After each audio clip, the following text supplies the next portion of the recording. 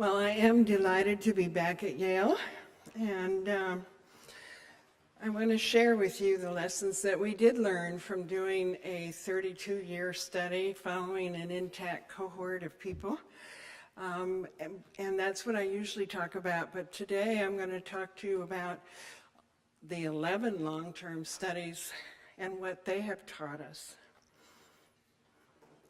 Okay, but first I want to show you something, lessons that we learned from these ancient Greek statues that I found at Harvard's Old Sackler Museum. Anyway, this is a statue from the frieze that sits in the Parthenon in Athens. And this is a beautiful, sleek statue that we've become all familiar with. And we thought we knew all about them. But a German team took and used all this high-powered equipment to take a look at what was on their skin. And they did ultraviolet polarized and raking lights, X-ray fluorescence, diffraction analysis, all this really fancy stuff. And this is what they really look like. Took my breath away too. You see this guy, the same statue that we saw in the first slide, has brown eyes, very multicolored clothing, and he's an archer. So now we sort of know more about him. And so they found the real people underneath these white statues.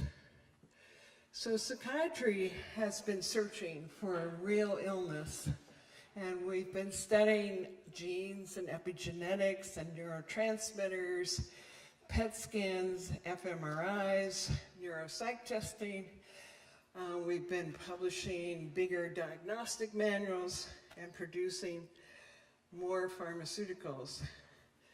And what we have come to the conclusion is that we assume people diagnosed with schizophrenia continue to have episodes of illness, that they have trouble using prescriptions, that they achieve only marginal levels of function or go downhill, that they can't commit crimes sometimes, they can't make use of psychotherapy, they have difficulty interacting with others. I mean, it's a long list, and this is a short version. So for 100 years plus, everybody has thought that people with schizophrenia could not improve very much or possibly recover. We thought we knew. But I'm going to show you today 11 2- and 3-decade studies. You talk about following medication side effects out for the long term. We wanted to follow people across decades to see what happened to them. And these are all from the last quarter of the 20th century and the beginning of this one. And evidence-based practice and practice-based evidence and recovered people have challenged almost everything we thought we knew. So I want to show you what evidence we accumulated over the last 60 years, and often it's been ignored, and just now people are beginning to pay attention to it. So in this slide, over on the right-hand side, is an amazing confluence of findings. And these are studies from across the world, and I could spend 2 or 3 hours telling you about each one. But these are all 2 and 3 decades in length, following intact cohort. And these findings go from 46% to 68%, significantly improved, and many fully recovered. So if you follow people across time, you find out about this. These are the first 7. We have Marty Harrow's study that you just heard a lot about this morning. And these 3 from Austria, Lithuania, and Bulgaria use wider criteria. Now, the black and white ones I just showed you were closer to our DSM. But these guys used a much wider criteria and accumulated schizoaffective disorders in their study. And you can see they found 74 to 84% significantly improved or fully recovered. So what have we learned getting these signals from the noise of doing these studies? Our major finding is half to two-thirds of every sample that we've studied with serious psychiatric disorders such as schizophrenia have significantly improved, and many, many groups have fully recovered. Now, as I showed you, there were even higher percentage for affective disorders. We're not talking about just remission here or a cure here. We're talking about a natural healing process and capacity in people, building on their neuroplasticity. What else have they taught us? No surprise here, diagnosis and time makes a difference. Diagnosis, all my mentors have taught me this, and so it's been known for a long time, that a diagnosis is simply a cross-sectional working hypothesis only, not something set in concrete, and most people don't qualify for a lifetime label. And most importantly, it's not ever been able to predict outcome.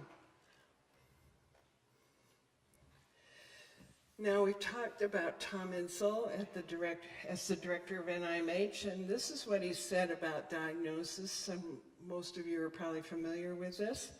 Their terms like depression or schizophrenia or autism have achieved a reality that far outstrips their scientific value.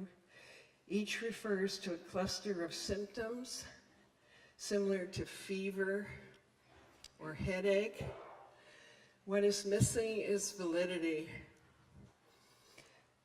The field has imbued these symptom clusters with biological meaning in the absence of biomarkers or diagnostic tests. So, symptom course is really ever-widening heterogeneity with early fluctuations and later decrease of virulence for most but not all people. And you can see a whole bunch of us talked about that since 1972. Oh, okay. Is that working? Yes. Okay. It's switching from this to this to this. The predictors of long-term outcome, all the ones that we thought we knew, like type of onset, age of onset, even gender, which has been our strongest predictor over time, all wash out over time. So we really don't know who's going to get all better, who's going to get mostly better, and who isn't. So the deal is we have to assume that people with whom we sit have the possibility of getting all better, and to work as if that's going to happen. Now, in social functioning, boy, psychiatry has talked a lot about social functioning over the years, and we've described poor premorbid adjustment, deterioration, isolation, estrangement, bizarre behavior, and speech, blunted affect, all of which really increases social isolation. But we looked at the literature and we found social function can and does reconstitute and develop further for 46 to 77% of people. So we have way underestimated things. Bill Anthony's here, so if you have any questions about getting people back to work, he's over there. Go talk to him.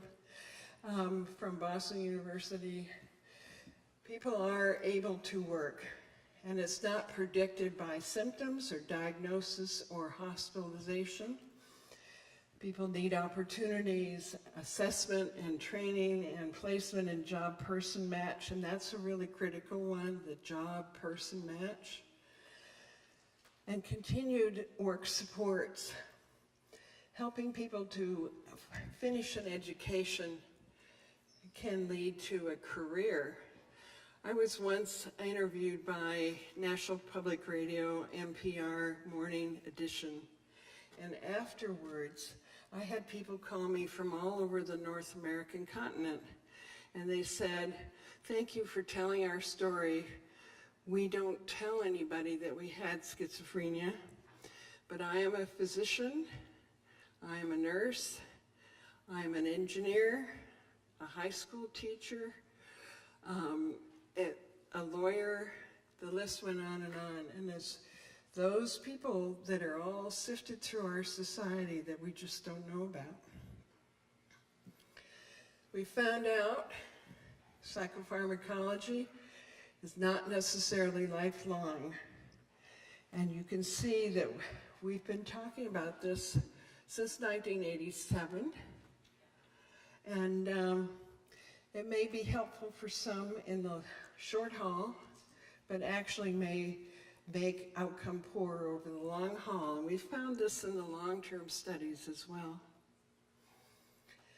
Now, Tom Insel also wrote about psychiatric medications, and he said, recently results from several studies, 2 of which were presented today, have suggested that these medications may be less effective for outcome that matter most to people with serious mental illness, a full return to well-being, and a productive place in society.